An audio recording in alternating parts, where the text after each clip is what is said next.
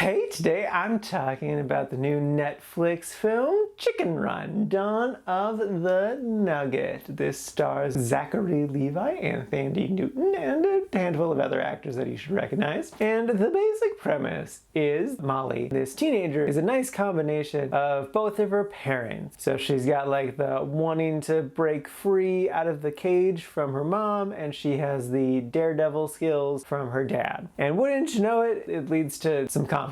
Okay, so I really love the first one. It's one of my dad's favorite movies of all time. He used to have it on repeat constantly for years. It was that and the third Harry Potter movie. He just loved them. So I wanted this movie to be incredible, but like I knew the odds of it being great are not the best. And it was fine. I definitely enjoyed it. I definitely have my issues with it. And even my dad had his issues with it. His issues were its level of violence. In general, he's not a fan of violence, period, which makes watching like Marvel movies hard for him. Like those are too much for him. And this one got to some surprisingly dark places that, like, I know the original got to some dark places, but this one seemed a bit more messed up than my memory of the original. So I can definitely understand his feelings there. And I would agree too. It didn't feel tonally quite right at times. I would say kind of one of my biggest issues is that it felt very similar to the original. It is technically inverse of it in that in the original, they're in the concentration camp and they're trying to break out. It's the Great Escape. And in this one, they are trying to break into a Bond villain building that has a bunch of chickens trapped there, and they're trying to break those guys out. So like they're breaking in to break out. But then it's also about breaking out of the cage that you made for yourself and recovering from the trauma that is a concentration camp. I definitely like the messaging and ideas they have, especially because this is technically an anti-Brexit movie. I really love just like the subtle calling that out. I like the performances of everyone, but in particular Molly. I think she really crushed it. And then she has a friend, Frizzy, who I enjoyed a lot. I think they bounce off each other well. They also brought back someone from the original movie. I won't say who, but you can probably guess. That I wish they wouldn't have, because it really made it feel just like a retread of the original. And like, I get why, because it's again about confronting trauma and trying to grow past it. But I think they could have done it more metaphorically, and that would have been a lot stronger versus literally. So yeah, I put it in the quite liked, so it's basically a 4 out of 5. And I would recommend it if you liked the original. Like, it's definitely worth checking out. It's not a bad movie by any means. It's just like, it's not gonna be a top 10 movie of all time for me, but it's still good and it's still worth a watch. So yeah, you want a nice, fun, cute little kids movie?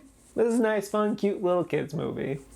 And now for my ranking, I put this at number 52 in the quite like section. And this is out of a total of 83 new movies so far this year.